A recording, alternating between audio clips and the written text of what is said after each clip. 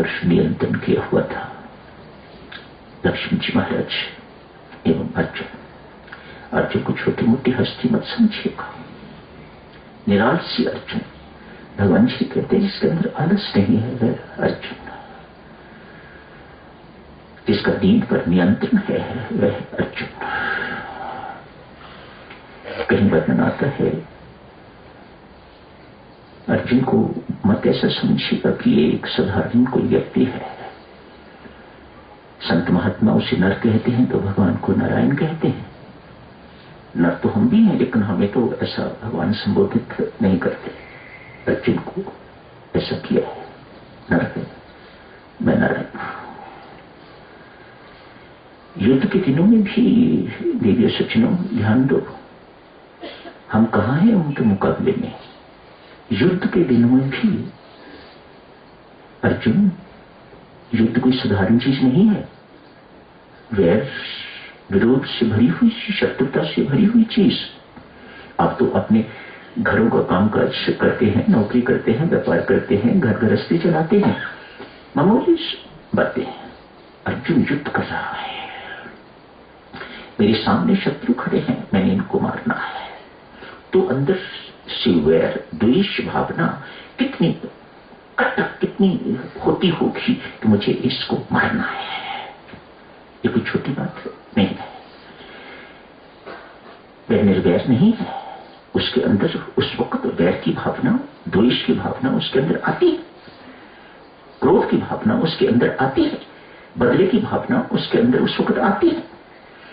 इतने सब कुछ के बावजूद भी देवी सज्जनों, आपको आश्चर्य होगा, अर्जुन सोने से पहले 51 माला रोज फिरता था। अपने कक्ष में आके 51 माला रोज फिरता था। कहते हैं भगवान श्री अर्जुन का कक्ष एक ही होता था, दोनों एक ही कक्ष में सोते थे। आज अर्जुन इतना थका हुआ है, इतना थका हुआ है कि माला फिरते फिरते, कई दफा हमारे भी होता है ना, छूट जाती है माला, ऊंग आ गई। अर्जुन को भी ऐसी ही ऊंग आ गई, गहरी नींद में प्रवेश कर गया। मध्य रात्रि के बाद कहीं आंख खुली, इस प्रकार से करके वो मेरी मालाएं पूरी नहीं हुई। देखा तो माधव माला फिर रहे थे। पूछा, आप क्या माला फिरते हैं? बात, तेरी माला पूरी नहीं हुई थी, मैं पूरी कर रहा हूं। अर्जुन को साधारण व्यक्ति न समझिएगा। मैं तुम्हें अपने दिव्य नेत्र देता हूं तो इन नेत्रों से मुझे देख सकेगा। बुद्धि योग की चर्चा चल रही है साधक। चलो 10वें अध्याय के अंतर्गत दो बुद्धि की चर्चा थी। जो हमें परमात्मा में पूर्णतः विश्वास न होने दे, राम नाम में पूर्णतः विश्वास न होने दे, वह दुर्बुद्धि है। इधर उधर भटकावे, वह दुर्बुद्धि है। भगवान राम अवतरित हुए हैं, भगवान श्री कृष्ण अवतरित हुए हैं। एक अयोध्या में अवतरित हुए हैं, दूसरे मथुरा में अवतरित हुए हैं। देवतागण जहां जहां भी बैठे हुए हैं, मुख्यतः देवलोक में, अन्य स्थानों पर भी जहां जहां भी बैठे हुए हैं, मन में भावना आई, न जाने कितने हजारों वर्ष हो गए हैं देवलोक में रहते हुए, अभी तक भगवान के कहीं दर्शन नहीं हुए, न ही कभी भगवान की सेवा का अवसर ही मिला है और न ही कभी मिलेगा।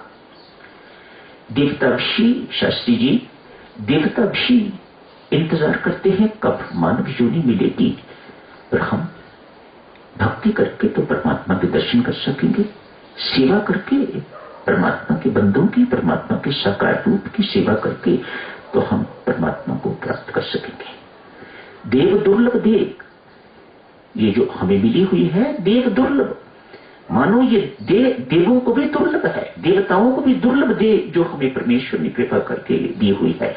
देवता इस देह के लिए, देवी इस मानव योनि के लिए तरसते हैं। कब ये हमारा हिसाब किताब ये देवताओं का खत्म होगा और कब हमें मानवीय योनि मिलेगी और कब हम परमात्मा की भक्ति कर सकेंगे या परमात्मा की सेवा के योग्य हो सकेंगे। आज मन में आया 33 करोड़ देवता है, शास्त्र कहता है।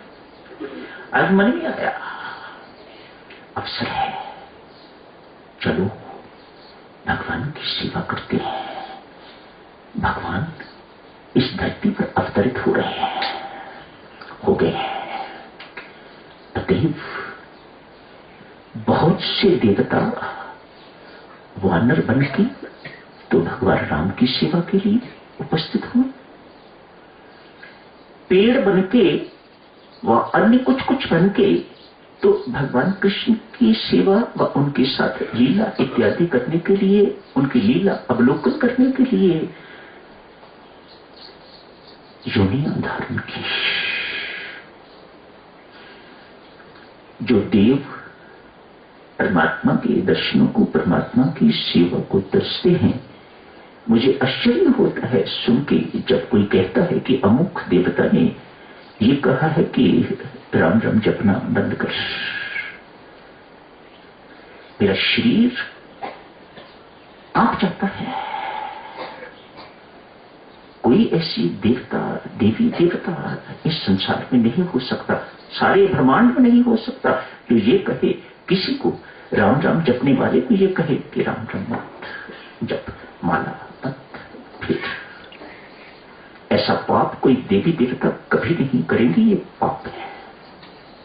हाँ, स्वार्थी लोगों का बीच में हाथ हो तो उनका कथन हो सकता है, वे स्वार्थी हैं, वे निष्कामी नहीं है।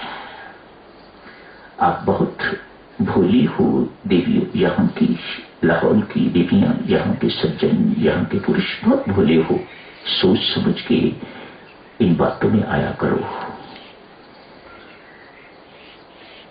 परमेश्वर ने आपको राम नाम दिया है, अपना नाम दिया है, दिलवाया है। आप अपनी दुर्बुद्धि को, मंद बुद्धि को, तीव्र बुद्धि को